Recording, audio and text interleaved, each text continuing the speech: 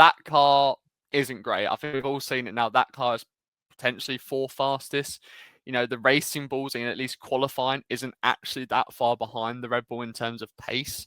What did you So make of Max's interview, where when he was asked about how well the Racing Bulls were performing, he said, "Well, yeah, maybe that says something." What is that cryptic from Max?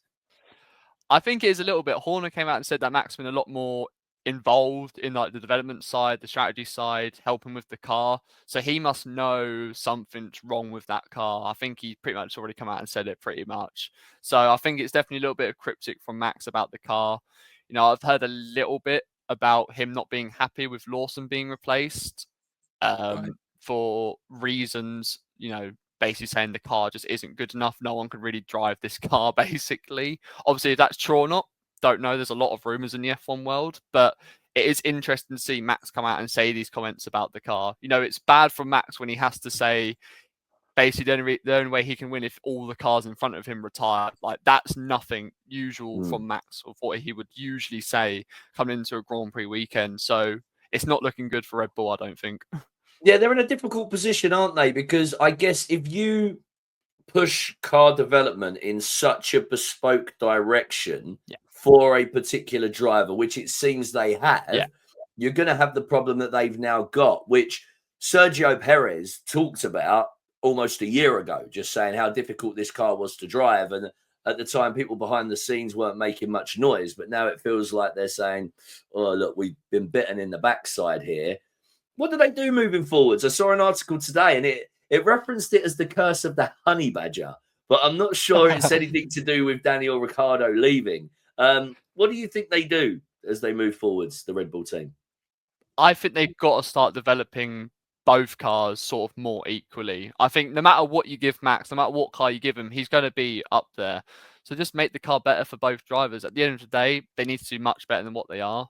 I think, you can't tell me both Perez and Lawson are that bad of drivers. We saw Lawson in the Racing Bulls last year. He was doing much better than what he currently is doing. And that Red Bull car is faster than what that Racing Bulls car was.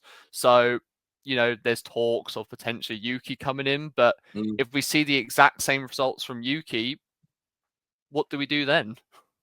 Yeah, well, we've got to remember as well, before Sergio Perez, the issue, Pierre Gasly, Alex Albon, this has been a long, long time now. Long time. Gary making the point that, are they avoiding Tsunoda because Max will be worried about him pushing him too hard?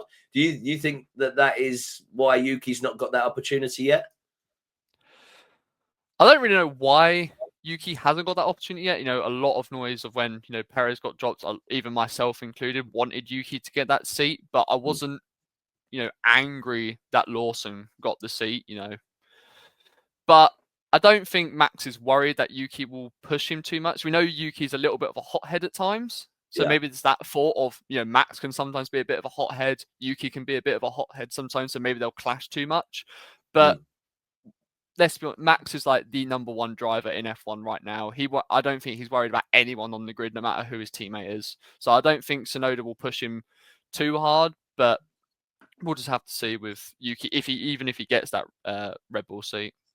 Yeah, it was another weekend to forget for Liam Lawson, wasn't it? Performance-wise, Martin Brundle, when I was watching the broadcast, just saying he's driving like someone who doesn't have belief in the car's performance. He just, he's just not attempting to throw it where he needs to throw it. I saw that they're seriously considering, again, this is all rumor mill and whispers, but they could seriously be considering swapping Yuki and Liam for Japan the next race. Could some of it be in favour for Liam Lawson, though, in a sense of, because if Yuki goes in and then he can't perform, then at least Liam Lawson can go, see? So I think it could be good management of Red Bull if they were to switch it about how they frame it to Liam Lawson almost. What do you think?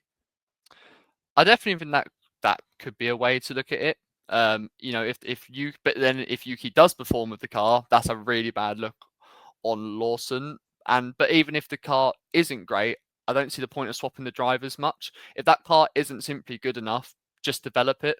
And if they develop it and see good results in the development, but Lawson isn't still performing, then do the swap. I don't think there's much point of swapping drivers if the car just is simply just going to keep getting P15s, going out in Q1s, etc. So I think try and develop the car first. And then if Lawson still isn't up to scratch, then potentially look at changing the drivers. But with how that current car is looking, I don't think Yuki will do that much better with it.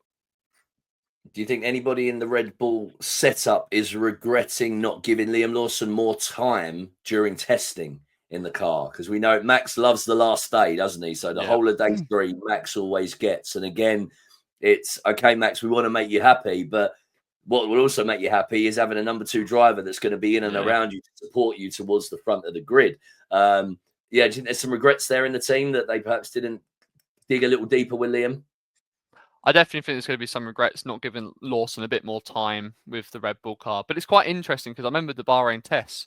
Lawson was actually doing pretty solid. The car didn't look near as unstable to drive than it is now.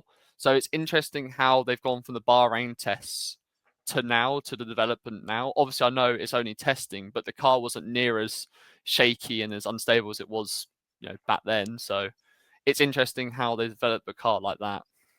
Parquet 713 there on the screen asking, the larger story here is about Red Bulls eating up these second drivers so frequently, which is very true. And I guess we have to remember there's a responsibility as well with these young men not to completely destroy their image and self-confidence. And we've seen some of them pick themselves up, a la Pierre Gasly and Alex Albon, even when it hasn't worked out. What's the purpose of racing bulls even if they're not creating drivers that can be sustained alongside Max? Or is Max the problem? That's not me saying he is, but I've just posed that to you, Callum. I think Max has kind of created an issue with Red Bull because he's so good, because he's always in the drivers' championship fight, and because he likes his car very much sort of heavily understeer on the back sort of side of things. It's definitely created an element of the second driver's always going to struggle to adapt to how the Red Bull car is, unless they completely change how that car fundamentally works, which I don't know if possible with obviously the tight budgets they've got. So I think Max, in a way, obviously he's phenomenal. In 2023, he won the Constructors' Championship himself. So I'm not saying Max is an issue. He's been very much, the reason why Red Bull's been so successful the last few years.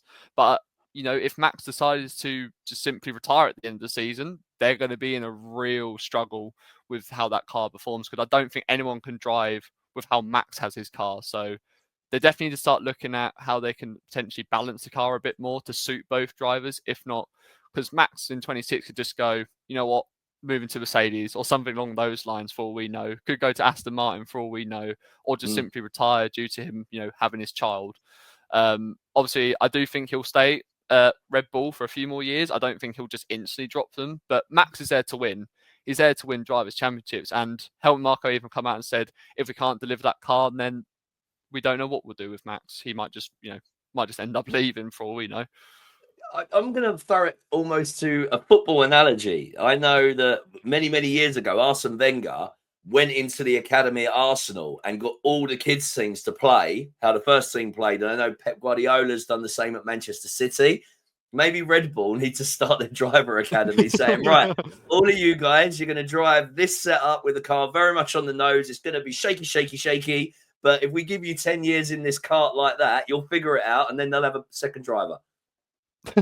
It's definitely, they definitely need to sort out the second driver problem. You can't tell me that Pierre Gasly, Alex Albon, who we've both seen have been very good drivers since leaving Red Bull. The same goes for Sergio Perez, who started his Red Bull career really good and slowly, unfortunately, went on a bit of a downward spiral. And you can't tell me that also Liam Lawson is a really bad driver. You can't tell me all 4 of these drivers who have shown their talents in the past suddenly just cannot perform whatsoever. I know there's going to be a bit of pressure, obviously being against Max Verstappen, someone with his caliber, but they've definitely got an issue with that second Red Bull seat, whether it's some sort of curse, as everyone keeps calling it, the honey badger curse, or it honestly does feel like a curse at times, with how bad everyone supposedly performs in that second Red Bull seat. It kind of is just mind-boggling at times, to be honest.